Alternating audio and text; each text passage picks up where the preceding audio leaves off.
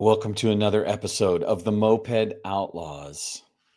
Oh my goodness, the conversation you are about to witness with AM and Geever is somewhat tense, like an apocalyptic zombie novel, but it's also super rewarding in that we get into the true human grit of what it's like to really deal with modern life. And she was super open about her process and about her personal life and how she views the world of publishing. And she responded so well to all of the questions that we asked. It's a real treat. And I'm sure you're going to love listening or seeing her talk, and just dive right in. Yeah, and if anyone's out there thinking of being an author, I think there's some great seeds and tidbits there to glean. Yeah. So subscribe, support Blast, Compton Cowboys. Make sure that you try Adrenochrome Cola at least once. And, remember, we've got each other. Sis, hallo? Blijven. Stuur zeker wegen them. Ja, iets niet, joh. Two outlaws on the lam, taking the back roads through America. You can't drink a coffee with this show. And now it's time for Monday Madness with the Moped Outlaws, Greg and Mark. And we're live with another episode of Moped Outlaws. And today we are riding with AM Geever, also known as Annie.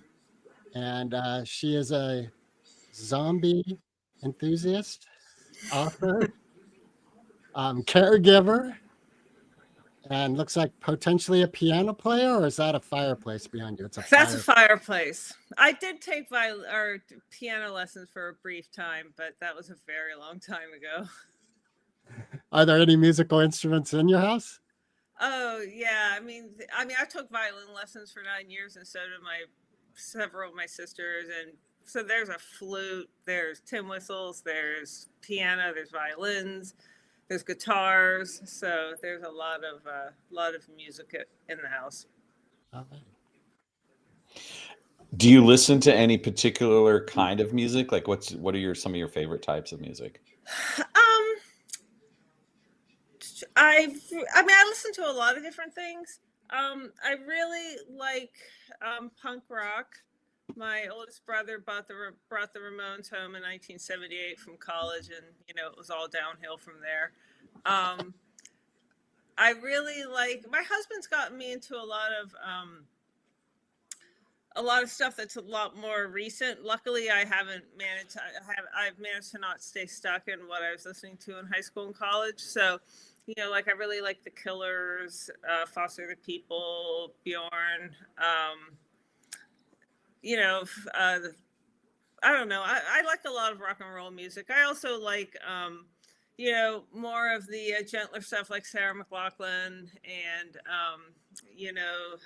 Ani DeFranco, though she's not always super gentle. Thank goodness. I know, exactly. She's ready to rumble. So in what ways has the sort of punk rock ethos influenced the way that you approach writing? Good question. I guess kind of the whole DIY aspect of it, and the idea that, anybody can do it. All you have to do is be enthusiastic and give it a try. And you spell check. Well, yeah. Yeah, with writing, people are a little pickier about that stuff. But yeah, that was a real influence. And that was kind of a larger influence in my family. My parents were always very encouraging of everybody to, try different things and to pursue it. If it was something you were really interested in, to pursue it and to give it a shot. So the background we have for the show today, for those of you watching on YouTube, is an image from the book Darkest Light. And in my research, I really wasn't able to get clear on whether Darkest Light is an early work or like the latest work. Where is that in your timeline? It's my latest work. It's post-apocalyptic disaster fiction. It is in a slightly different genre. It's in a EMP post-collapse setting. So, an EMP causes, all the power in the world to, not work because modern electronics, the vast majority of them wouldn't work. My other work is with zombies, and I had been wanting to branch out anyway. And a writer I know approached a group of us and was like, "Hey, who wants to try something different?" Because we were all authors writing in the zombie genre. So we came up with the Ravaged Skies world and settled on. It's not actually on EMP. It's a coronal mass ejection, but it has this, which is this big explosion from the sun. But it has the same effect. And a lot of people are more familiar with EMP, so I always say EMP. But we came up with the idea of a slightly unrealistic coronal mass ejection because ours affects the whole world, and that isn't really how it would work according to science. And I tend to believe them when they have studied things. So that's my latest work. And it was a little intimidating at first because, one of the things that's kind of fun with zombies is, there are no real rules with zombies, but this involved physics and, astronomy and more specific things that, actual reality-based things. With zombies, you can have fast zombies, you can have slow zombies. And if someone really is like, well, what about this? What about that? It's like, dude, it's zombies. Our baseline here is completely not reality based. So, I decided this is how I wanted it to be. Yeah. I also noticed based on the cover, here I go, judging a book by the cover. I'm just calling myself in, that the protagonist appears to be male, and most of your protagonists, or at least cover features, have been female. Was there something about that was interesting to you and another form of wanting to branch out? I wish I could say that because there's actually 3 main characters in my book. 2 of them are men, and one of them is a woman. But I really wanted to lean hard into the tropes for the covers on this book. Because book covers are marketing material, which a lot of authors, myself included, did not understand. Starting out, you want to be creative, you want to do something new, but that doesn't help a reader looking at a thumbnail on their phone see a book and be like, oh, that's post-apocalyptic fiction, that's what I want, or it's a romance, or it's a thriller. Like you have to have these tropes. And I kind of didn't exactly follow like things to the letter with my previous 2 series. And I mean, they're still very obviously post-apocalyptic, but I decided I was going to lead into this really hard and really stick with easily identifiable tropes, and basically do it right from the start. It's frustrating though, because like I was just emailing yesterday with the cover designer about the other 2 covers for the books in the series, and of course all the ones I really like all the figures I really like, they're like half face in this way, or they're you could clearly see their face, they're not standing in the right direction, and I'm just like, gotta stop it, can't use that one. Wait, so are you saying that that's a marketing bullet point, is that you don't really see the character's face? You can, but the vast majority of post-apocalyptic fiction that is going to have some figure standing with their back out from the cover, so that you see the back of the person, and they might be in 3/4 profile or even half profile, but the vast, because like my guy there, you can see him on the screen, you know, he's not totally looking forward, but you can't really see his face, you know, you Right. can't really. And I was just listening to something recently, and it was saying one of the reasons that's effective is because it lets people project themselves into that image. You know, What, it's like, yeah. you know, What, that could be me, because it isn't really distinctly anyone. what's interesting is I love playing with AI graphic technology, and I Oh yeah, do a that's lot of fun. like apocalyptic stuff and Dark Angel and Lost Soul things. And AI is, thinking about it, a lot of the pieces I end up with are the back to us, the viewer. Whether it's a creature or an individual, Right. it is that lone figure standing there with their back to us. Yeah. Yeah. Which is interesting because it kind of puts the viewer, like looking at this image from your cover, it's like I'm standing in the darkness looking out at your character in a way. Yeah. Like Yeah. I never thought of it that way. So, for those of you who are listening to the show right now, I'm just going to add a little descriptive. We seem to be in a mountainous region with pine trees, and we are looking at a skyline that has an incredibly rich, colorful aurora in the skyline. But we seem to be in at night. It's as if daytime or twilight time is a permanent condition. And the protagonist, as we've labeled him, as I labeled him, is contemplatively looking into the distance in front of us and dressed warmly and apparently trying to navigate the wilderness of his existence. He was supposed to look tough. he does look tough. Don't worry, he looks Look like tough. tough while he's standing there. He looks very tough. He looks like a Clint Eastwood type. I was going for Jack Reacher feeling, Okay. you know, like from the TV show, you know, just Yeah. a big kind of dude. So That guy, well, that guy's huge, man. I don't know. yeah. Has punk, did the punk culture influence your idea of post-apocalyptic society? No, No. I wouldn't necessarily say so, because like growing up, I really like punk rock, but I was always a little more on the periphery of it. It was always a little more in the periphery of my listening. My other family members listened to it a lot more, you know, and like went to stuff like that. And I was, you know, very much a top 40 girl growing up. But it's funny because there are a lot of people that and groups I really liked who were top 40 who did come out of the punk scene, like the Go-Go's and Cyndi Lauper. And, you know, a lot of these people just didn't realize. So I wouldn't say that. I would say it came more from my family, that kind of do-it-yourself mentality. And because, you know, my family is really working class. You know, my dad is an immigrant. He came from Ireland. My mother's parents were Irish immigrants. And so, you know, you come here with what you've got, you know, in your suitcase, and you have to start and you have to do it. So I think it came more from that background.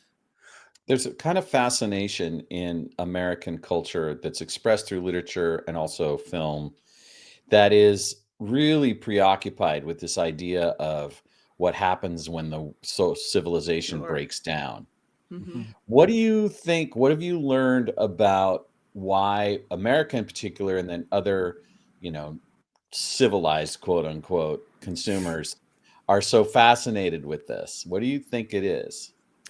I think it's what comes next. I know that for me personally, the actual apocalyptic event is not what I'm terribly interested in.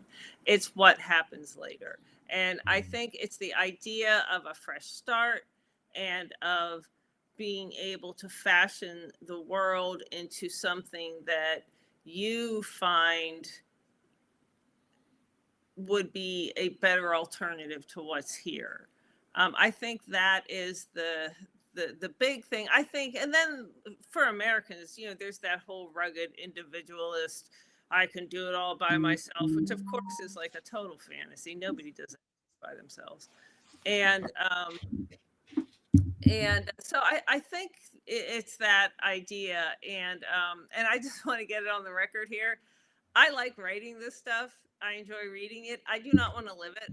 I mean, there civilization is where it's at. Modern medicine, electricity, all that kind of stuff is paved roads. So yeah, I mean, I don't want to live in a world where my Sudafed is going to run out in allergy season. That's that just would be terrible. Well, I'm wondering, as a creative, you are definitely delving into the shadow aspects of humanity and dark. So, do you find that there's a psychic element that you contend with as a creator in that realm? Oh yeah, absolutely. I mean, that's why I write what I write. Because I've always been really fascinated with people, and like I went to grad school to be a Unitarian Universalist minister, and I eventually, just the time I finished, I didn't want to do it anymore. But like the reason I went to seminary was because I was trying to figure out, are people fundamentally good or bad? Because people are so capable of such beautiful, wonderful, altruistic things, and just absolutely heinous, evil, monstrous things. And so that's that, and so that's kind of behind a lot of the things I explore. Now I eventually just settled on people are people, and a lot of it has to depends on, you'll break one way or another, a lot of it depending on who you're around, I think. But the thing I like about post-apocalyptic settings is they really allow you to create a very stark, high stakes environment where you can just really push your characters to a real extreme. And then that helps you get into all the mucky, emotional, ethical aspects of what it is to be human. And that's what I like, and some genres lend themselves to torturing your characters more than others. And most authors I know were basically torturers at heart. in a not hurting people, but with our characters we're just pretty rough. Well, given that kind of focus of this, like darker sort of push people harder, but also the way you described your view of spirituality from this like good and evil sort of struggle, what do you do in terms of your process to put you in the mood to write? Do you like do it in the basement with candles? Like, what are the ways that you personally find are the most supportive of you being in the right creative space? Well, I'll tell you one thing. When we live in a house where I'm not sharing a office with my husband, that'll really improve things because he's like the blob. But I have an office, I have a dedicated writing space. The morning is generally the best time to get the work done, just because it's easy to let things interfere and suddenly it's 3:00.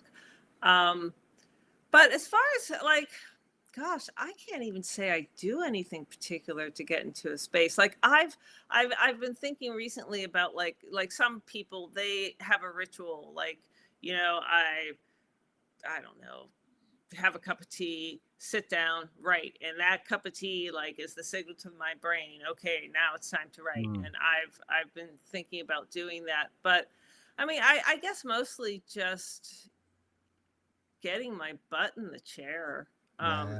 You seem pretty prolific. Well, I've been lucky that I've gotten, a fair bit of work done. I mean, there's this one author, I heard her, she's great. And she's like, and she has over 100 books. She's like, you will always meet somebody with more books than you. So, don't measure your worth as a writer by that, because you're always going to meet somebody who's more. So, yeah, I've averaged about a book a year since I started publishing. and maybe a smidge more. So, I mean, I consider myself a slower writer, which is basically a book a year. I mean, that was always the standard when traditional publishing was all that there was. The indie community can get pretty skewed around like doing rapid release models and whatnot. And that was never anything that I tried. I don't think I could do it. And I think So is there and a some lot kind of people, marketing force that supports that idea? Like, is there yeah. evidence that, so the Well, more you, it's the kind of thing where like, okay, I mean, like it is helpful to let your readers have an expectation. And I have totally fallen down on the job about this. Like, you know, some people are like, I always publish my books in May. You know, I publish a book a year. It's always in May, or 2 books a year. And it's always in May and December, you know?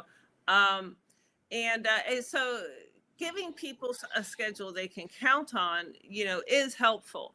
But the whole rapid release thing, I think it really came out of the whole Kindle Unlimited program where, you know, a lot of people in Kindle Unlimited, which is a subscription program for those who don't know, and, you know, books are enrolled in it, and you pay your monthly subscription fee, and then anything that's in KU you can read. Well, authors in Kindle Unlimited, they get compensated by page reads, not by sales, you know? So, the idea of like, you know, feeding this readership, but honestly, I heard somebody say recently, it isn't about feeding this readership. It's about feeding the Amazon's algorithm. Right. And it's true, because if you publish super duper consistently and a lot, the algorithm will start working in your favor, because, you know, because it knows what to expect. So I like just was never going to do that. B, this latest book is the first book I've had in Kindle Unlimited in years. I'm not a KU author, but everybody else in the project was, so my book is for now. But I do not want to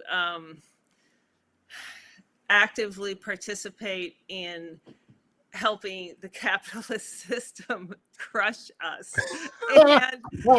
And I feel like, you know, that whole mentality of feeding this algorithm, because if the readers like you, yeah, they might forget about you, but then they'll run across a book. They'll be like, oh, right, I was waiting for this book, and they'll read it, you know?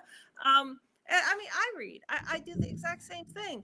You know, I'm not going to abandon an author I like because they don't feed Amazon's algorithm in a way that works for Amazon. So it was really interesting to hear somebody, you know, characterize it that starkly, because I was like, oh, wow, that's just really struck me as very true. do you find that you have this relationship with zombie apocalypse, that the idea in a lot of those is that there's some kind of transmission of the zombiness? And do you find in your own life that you tend to be averse to human exposure? Has COVID and the way that social things are transmitted, does that make you more of a recluse? How are you in terms of your social mixing and your worries about germs? I'm not a germaphobe. I'm an extrovert. I really do need to be out in the world. Now, COVID really screwed that up for me. And, you know, my husband was always the one who, if he had a credit card and an internet connection, he could go for months without seeing people, you know, like he's a real introvert. And I was always there. I mean, he was sociable enough, but, you know, an introvert.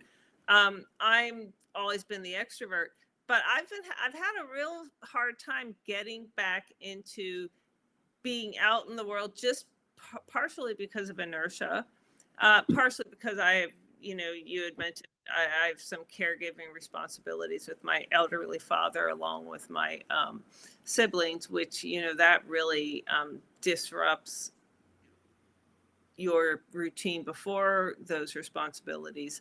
But no, I like to be out with people. I like to do things, I masked all during COVID because, I didn't want to get sick, didn't want to get my dad sick, didn't want to get other people sick.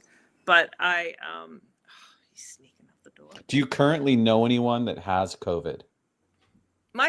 Two of my sisters just had COVID about 2 weeks ago. And let me tell you, I was the only other person here watching Dad. Wow. That was a Wow. rough week. Yeah, I know a lot of people who've had COVID. Luckily, nobody I know has had long COVID, but, I have friends who know people who have, and, some of them are still dealing with it. But I'm a big believer in public health and science and vaccinations and washing your hands, all that good stuff. So I'm going to go a little deeper. Sure. There's this aspect of social control, i.e. central government, having the jurisdiction with regards to a zombie outbreak that would make the idea that they have authority over personal sovereignty a reasonable proposition. Do you tend to agree when it comes to things like that? Or do you tend to think that people their personal sovereignty, even with something like a zombie apocalypse, should not be something that can be overturned or adjudicated? No, public health is really important. It's a really important part of the social contract. Babies don't have any immunity to pretty much anything. And that's why it's really important for people to get vaccinated so that we have the herd immunity. So, obviously, I don't want the government knocking down anybody's door telling them they have to, like a one-child policy or anything like that, like other countries have implemented. But, I think it's really important to not just take care of yourself, but to also think about your responsibilities to your community at large. And public health is a really important part of that. You just mentioned a social contract, which it's true. We all have this social agreement of living together. We're also individualists, and there's a spiritual realm you've been in, and I just spaced out on my question. Right. Part of what I'm wondering, because I've been thinking about, you said your brother brought the Ramones, and part of the whole punk ethic in the late 70s and early 80s was anarchy and this plastic contrived madness that is suppression needs to go. How do we do effective change in a social realm, socially, in a positive manner? Man, isn't that like the $1 million question? I guess, I grew up in a really activist family, lots of members of my immediate and extended family were in labor unions and still are. My parents, oh God, when I was a kid, we were boycotting grapes and lettuce because, Cesar Chavez and, oh my God, I'm blanking on his partner's name. Of course, I'm blanking on the woman's name. Isn't that terrible? Dolores Huerta. Dolores Huerta, thank you. They were trying to get the farm workers organized so that they weren't being totally exploited. And I found this incredibly annoying as a child because I liked grapes. And, we weren't, but I was 4 or 5 years old, and I knew what a boycott was. I knew why it was important to my family. And then when I was going to be really rebellious, because I was not a rebellious kid, I would eat grapes. I was so lame. But but I grew up in this very social activist family and very social justice oriented. And so I guess I come at it from a perspective of trying to strike that balance between personal autonomy and liberty and larger social good, and it's funny because when I was in seminary, my advisor, she, and I went to a Unitarian Universalist seminary, but my advisor was a Roman Catholic nun. Her name was Rosemary. She was like, 5 feet tall, this little Italian American woman. She was like fantastic. And she was a therapist. That was her background. And she taught this great class about professional ethics. And she had this wonderful definition of boundaries. And she said, boundaries allow for a safe connection between two people. They are a recognition of where I end and you begin. And, they're not about controlling anyone. They're about keeping relationships safe for both parties. And honestly, I think one of the biggest problems we have in America right now is that a basic misunderstanding of like boundaries at a very fundamental level. Because, there are people who have a lot of beliefs and stuff that, I think are totally crackers, or abhorrent or whatever. But, they do have a right to express themselves and express those opinions, and like, I don't like Nazis. I don't like neo-Nazis, but I absolutely support their First Amendment rights, because if you start picking and choosing who has them and who doesn't, then you're going down a really slippery slide, and it can come around to bite you in the butt. I feel like I'm kind of rambling. No, but well, you're on it. That was what we asked you. Right. Yeah. So there is this element, like you are a wordsmith, so you know the power of words. And that's also a slippery slope with freedom of speech. And I absolutely support freedom. I think communication is a balm for humanity. We need to learn to communicate. We're so bad at it. And part of what we're struggling with is words, that someone can say, that hurt me. And the person who said it, that wasn't their intent. They may even thought it was funny. And you get into this mud of right and wrong, and you're bad, no, you're bad, attack, I guess. Yeah. What did you learn in that ethics class, or through your life, even as a spouse? What have you learned about managing communication effectively in a space that is contentious? Oh, good God. So one of the most important things I learned in my pastoral counseling class was refer. You are not equipped to deal with everything. You've got to send people to the right appropriate resources.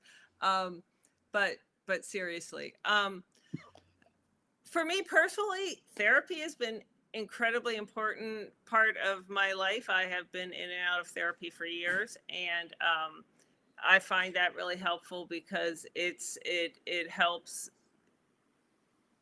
I found it to help me to unpack my own stuff and understand and then reincorporate it in a way that it's not controlling me. I think communication is incredibly hard. One of my favorite things to say about writing is words are hard. And it's meant to be funny, but it's also true. Quite frankly, I am astounded that people get along as well as we do, because we are so bad at communication. And it's like a real skill that we aren't taught by and large.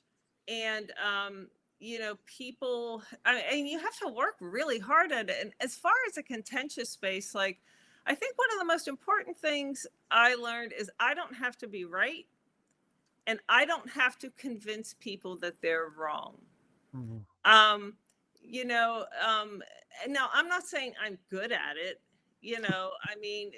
There are a lot of like political discussions I just won't even enter in with people that I would have done when I was younger, and thought I had to be right and thought it was my job to make people understand why they were wrong. Which, yeah, that's a really great get somebody Oh, to what you're saying. God, I know. So what So, role does this play in the way that you construct stories? um, that's a really good question. I guess one of the things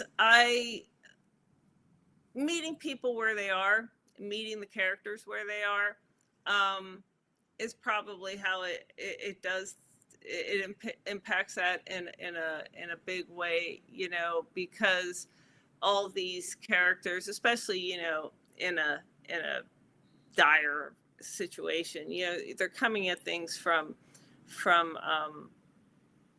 from where they are.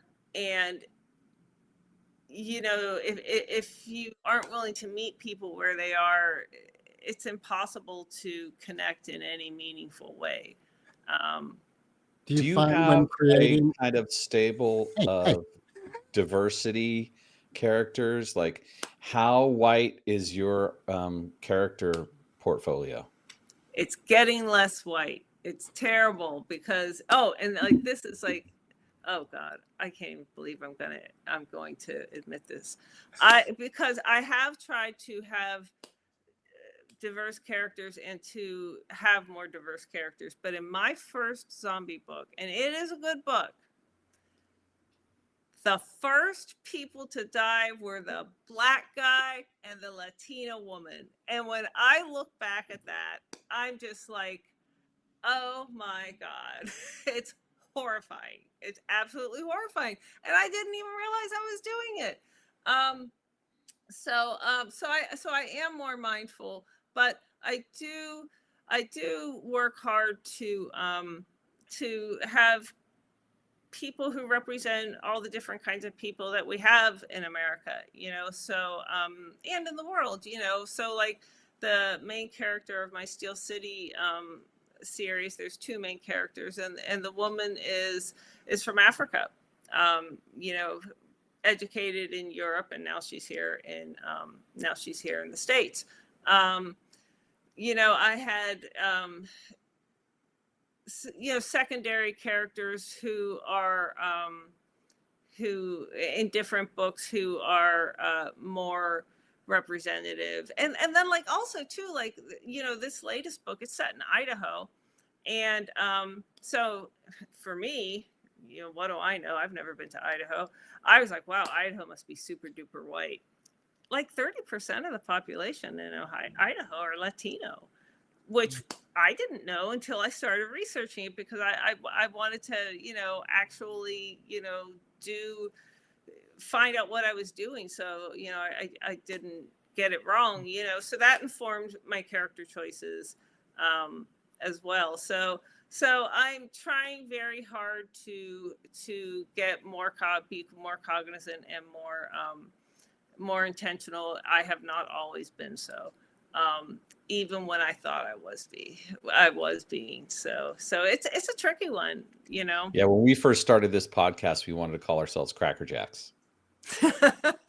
So we know of what you speak personally. Yeah. And Yeah. I think that's part of our communication. Like we've talked about this before with other guests, of that allowance for forgiveness and mistakes is so important. Mm-hmm. Because like you said, when you wrote that first book, there wasn't a conscious decision of killing off the black guy and the Latino woman. Oh my God, I know. But so part of it is like to still have ease of breath. Like that was that moment. And there could be celebration, and that's a marker of who you were back then and the growth of who you are now. Yeah, well, thank you. That sounds wonderful. Yeah, I think it is. And it's funny, one of my favorite things to write for characters are redemption arcs. I love a good redemption arc, and that fits in perfectly with what you just said about having the grace to be kind to yourself and to other people instead of jumping right into judgment, because we don't we don't know what people's intent is 9 times out of 10, and they say or do something, and that's not what and what you've decided they meant, it isn't what they meant at all. Right. So, trying to give people the benefit of the doubt can be really hard. Some people don't deserve the benefit of the doubt based on their, previous actions and whatnot. But it's really hard to approach the world with an open heart, because it is pretty brutal. I mean, I am barely on social media anymore. I barely read the news, and every time I do, I'm sorry I did. All the big stuff still gets through, because my family's all very active. I mean, like, young Annie would be horrified at present day Annie's disconnection from Media. consuming news media. But like, you also have to be very self-protective, because if you end up being a completely depressed, paralyzed mess, you're clearly no good to yourself or your family or, any of the things you would like to see the world become. How are the way that young Annie was visualizing a better world? How is that populating the stories you tell? Is there still hopes that you're communicating through the characters, this idea that together we can kind of stuff? Does that still come through? Does that voice that you called young Annie still exist in your work? Oh yeah, absolutely. I mean, fundamentally, young Annie's the same as present Annie, but she was a lot more convinced of her rightness, and she was a lot more judgmental. And not that I can't be judgy, because believe me, I can. And How does that ambiguity of human nature, the mixture of good and bad, dark and light in us, inform the way you build characters now? that yeah, that does. That informs them a lot, because everybody, even the most reprehensible people, usually have something good about them, but that doesn't excuse the fact that the vast majority of what they're doing or being or saying is reprehensible. So, I do like to show that characters can, make good and bad choices, that they can, and how those affect them. I think that's probably one of the biggest things, because a character will make a choice, and, they have no idea what the ramifications of it are going to be. And then they have to decide if they can live with it. And if they can't, then they have to figure out, what do I do differently, or what do I do to make it right? I love messy, morally ambiguous stuff. It's just so interesting. Writing goody two shoes is so boring, I would think. Are you familiar with the Greek story of Philomel and Tereus? It sounds familiar, but I can't say that I remember what it is. All right, real quickly, Tereus is a king. Philomel is his sister-in-law. He falls in love with her, rapes her, and cuts out her tongue so she can't tell anyone about it. Ew. Yeah, it's bad. And I'm in a play right now kind of based on that. And, Kind of. well, it is, yeah. It's written by a woman in the late 80s, and it was a feminist take on that ancient Greek story. Mm-hmm. Part of what I'm struggling with is understanding this individual. He wasn't a bad guy. I see all his reasoning and what was taking place in his life for his choices. Mm-hmm. Do you find you struggle as an author with an quote evil character, but you're diving into their psyche of choice and what's happened to them and their environment? Yeah, I mean, there's a saying, I've heard other authors say that villains don't see themselves as villains, they see themselves as heroes. That's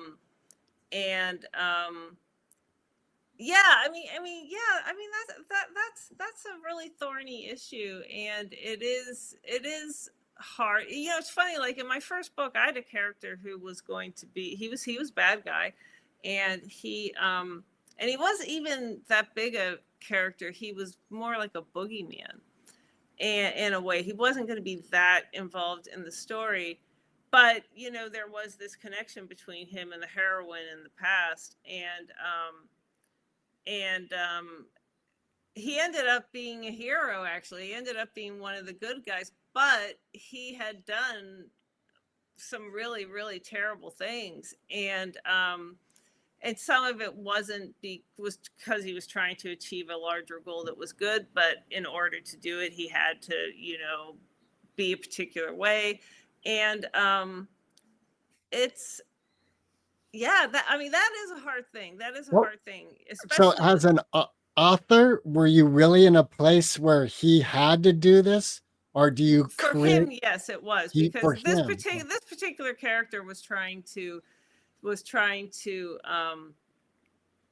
in my first book, you know, there's a vaccine for the zombie virus. You can, you know, and while it was being developed, this little community was really cohesive. But once they got the vaccine, all this trouble started, and you ended up with this powerful group who control it, and this everybody else. This particular character was one of the developers of the vaccine, and so he went and sided with the bad guys. But you find out later he wasn't siding with the bad guys. He was trying to get it back. But he had to do a lot of really crappy things, Right. until he could get to the point where he could, you know, get this, you know, and you know, it's a post-apocalyptic society. In a lot of ways, I had it retain. It was set in Silicon Valley because I was living there at the time, and part of the reason I set it there is because, you know, my husband was like, "Look, when when the dust settles, the geek factor would kick in here because, you know, you have a lot of people with certain kinds of expertise, and I could see it ending up being a place where it doesn't really regress technologically as much as other places would be, you know, which is like one of the reasons, you know, they're able to do this vaccine, but it's still not easy to just recreate it. You know, it's still not easy just to make it happen again, you know, because it is, you know, the zombie apocalypse. So, you know, playing this longer game, you know, it took a long time, and, you know, to be able to achieve his goal, you know, he had to be the bad guy for quite some time. How much of a story consultant does your husband play? Oh, he can play a pretty big role. He did it a lot more with my first series, with my first book, my first series. You know, because like we'd be out walking the dog and he would have an idea. And of course, you know, when you're new, you're very protective of your idea. So he would make a suggestion. I'd be like, oh, that can't work. No, forget. And then a week would go by and I'd be like, you know, that's actually a really good idea. So now we laugh about that, and I'm more receptive. But he plays a pretty big role. And, you know, when I get stuck on things, especially, you know, if I run it by him, he will often help me figure it out. Ravaged Skies, Darkest Light is appearing as if it's also part of another series. A lot of your previous work has been 3-book series. Mm-hmm. Do you envision this particular series or this particular book as another series in that same regard? Yeah. Well, see, Ravaged Skies is the shared world that all the different authors in the group are writing in. So yeah, this will, because the actual name of my series is called Fire in the Sky, but I barely use it because Ravaged Skies is just what I got into calling it, and, you know, in promoting the whole series, not just my stuff. You know, Ravaged Skies is the appropriate, you know, non-claiming term. Yeah, this will be I'm visioning this as a 3-book series. My Steel City Apocalypse zombie series that I'm still writing, I had to set aside the book I was working on to do Darkest Light because I was on a deadline.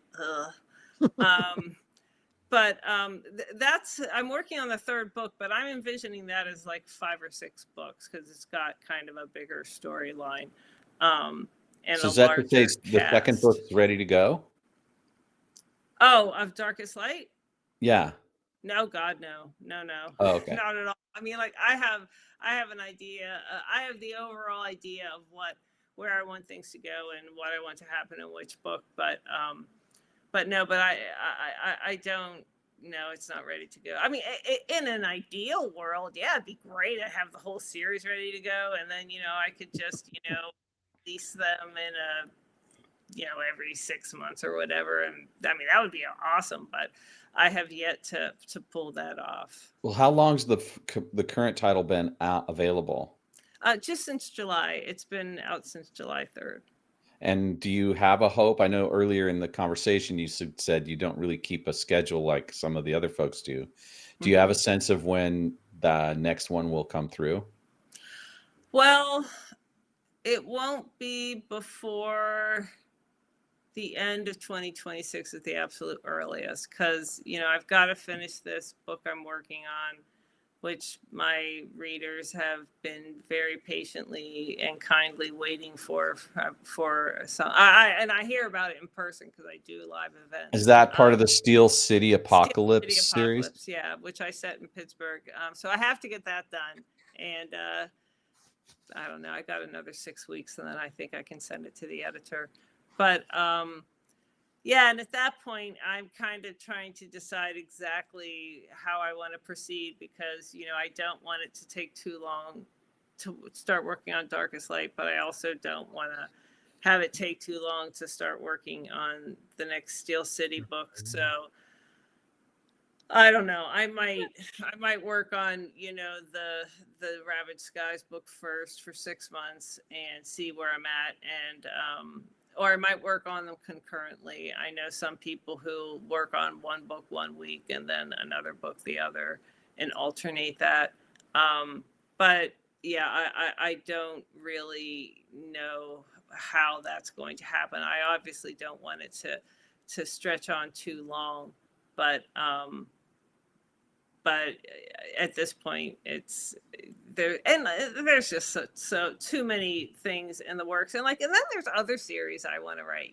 Like I've got this kind of like YA post-apocalyptic series with a plague because I wrote a short story and I love the short story, and the short story is I was like, I could make this into a series and this would be like really good. It's a story that feels like really special in a way these others haven't, and and I've got like a couple sci-fi series, like sci-fi time travel, whatnot, and I mean I have more books and ideas than I have hours in a day to pursue. That's good. That's good news. There was a history. Frustrating. There was a history in the 50s and 60s of short story collections being put out there. And I know with the Kindle situation, you can just go ahead and do it as a short story. Does that appeal to you at all? The idea of allowing yourself to just do multiple short stories when you catch the idea and can. I've been toying with that idea. It's not something I have done yet, and I haven't written that many short stories. Short stories are really hard because you have to do everything you do in a book in a short story, in a much more abbreviated format. So I've thought about it. I've also thought about writing some short stories and submitting them to different science fiction magazines. So yeah, I'm not 100% sure. Also, in terms of I can't imagine just deciding, okay, I'm going to spend this year writing short stories and publish that, because they're really hard to sell. They're very hard to market. It's a very particular, I mean, I love short stories, and I love going and getting a big fat anthology of short stories at a bookstore. I got this one the last time we were in Portland at Powell's bookstore, and it was so good. For those of you listening, it was a 3 inches thick. Yeah, it was big, it was really big and fat, and then I lent it, just gave it to my friend. But so I love that, but they can be, they're hard to market, and so as an author who is still, because I published my first book in 2019, and I'm starting to get to the point where like I've got a pretty good readership, but like compared to some people it's still dinky, so I don't want to like lose the ground that I have gained, As an and extrovert, I'm trying to continue to. as an extrovert, do you feel like a little bit of excitement about perhaps doing book tours? Do you do that? What's that been like for you? I don't do tours, but I do go to Comic Cons and sell books, and that's really fun. I mean, they're exhausting, and by the end of the weekend, I'm just like really happy it's over. But they're great, And it's funny because when I first like did the first one, I thought, okay, I'm going to sell books, and I found out really quickly that they're not about selling books. That's really a secondary thing. It's about meeting people and the conversations you have with people, and you sell books, and that's nice and stuff. But you just meet so many people, and talk to them about what they like to read, or show you what they bought, or which celebrity they got their picture with, and autographs and whatnot, and how nice they were. They're always really nice, which is good to hear. So I do enjoy that. I enjoy that a lot. And I'm like actually right in the middle of like trying to finalize the lineup of the ones I'm going to do next year. Because I want to do enough, but I don't want to do too many, because they're a lot of work, and they are, by the end of the weekend, it's very tired. Got it.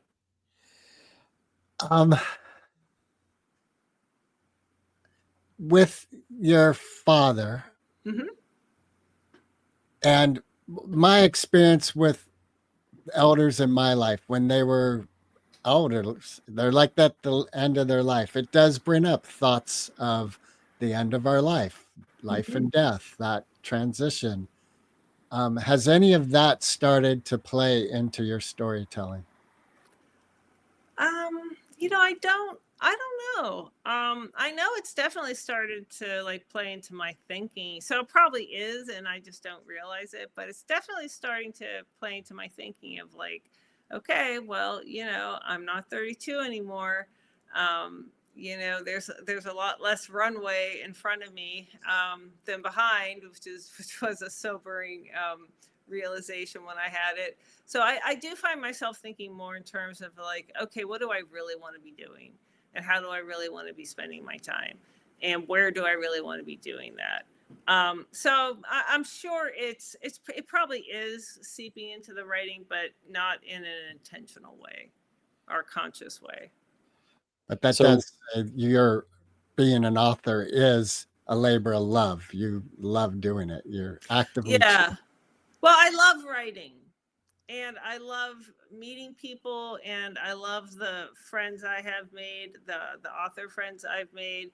And I like some aspects of the business side, but I mean, it's like anything, there's some parts of it you like and some parts of it you hate, and then it just depends on like what else do you have going out in your life, because I mean, quite frankly, right now I'm feeling really burnt out, between getting the writing done and doing my part to help take care of my dad and whatnot, and then just my family, I mean, God, our poor dogs. We got these two blue heeler mixes, and they're so sweet, and they're so wonderful, and they're so smart, and they are wild because I just haven't had the time to really spend taking them for a walk, or well, not even that, but just training them. Our dog before, oh my gosh, man, River was like the dog that everybody wanted. She was just, I mean, A, she was wonderful, but B, like we really put a lot of time into training her. She was the dog you could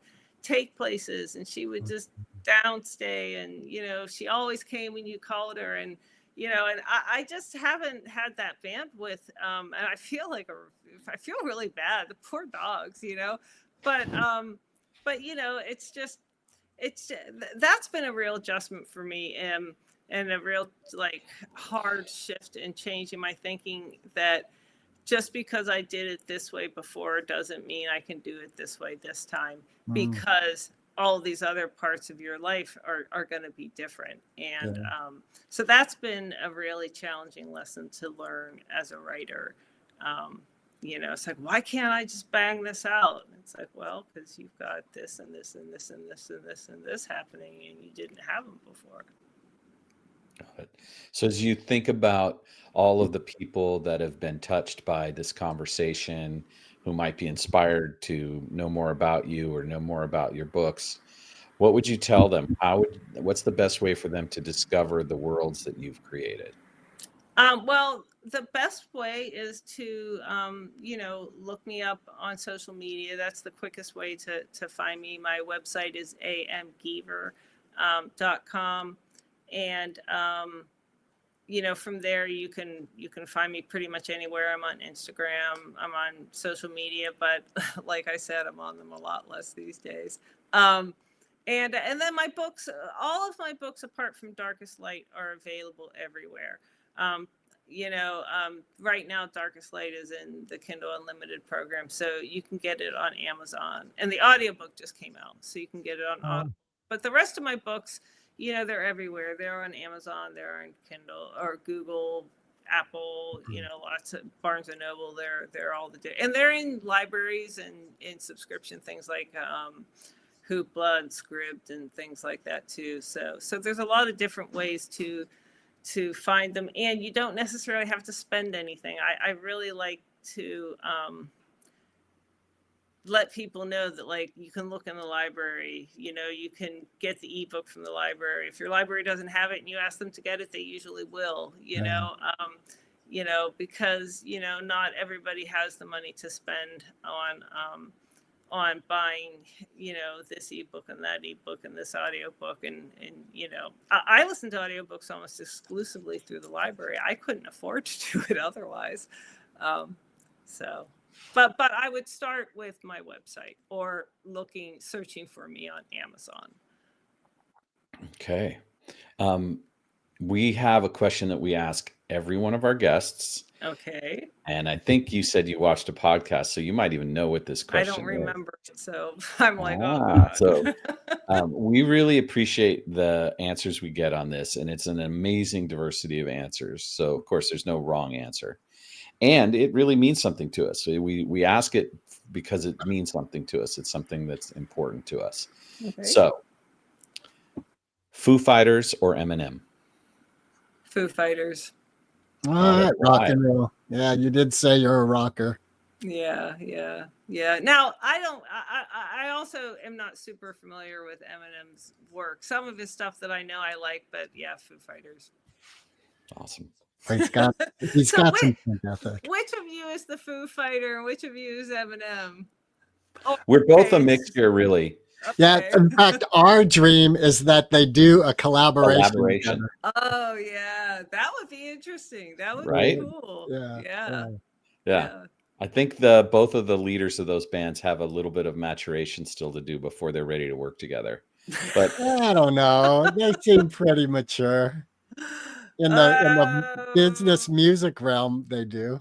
Yeah. Well, maybe not in their personal life. They just don't realize that salad dressing doesn't exist until oil and vinegar mixed. This is true. This What? is true. I baffled Greg. It's a win. Yeah, his brain does look a little strained there. Well, he's busy trying to memorize 1 million lines so he can appear in this play. So lots of love to you, Anne. Thank you so much for spending time with us. God bless your father and your family as they do the most important thing, which is taking care of family. Mm-hmm. Well, best to your husband's credit card and his computer. And if you've got something like when the next release is coming out, we'd love to hear from you and feature you and talk to you more about it at a future date. Okay, great. Well, thank you guys. This has been a lot of fun.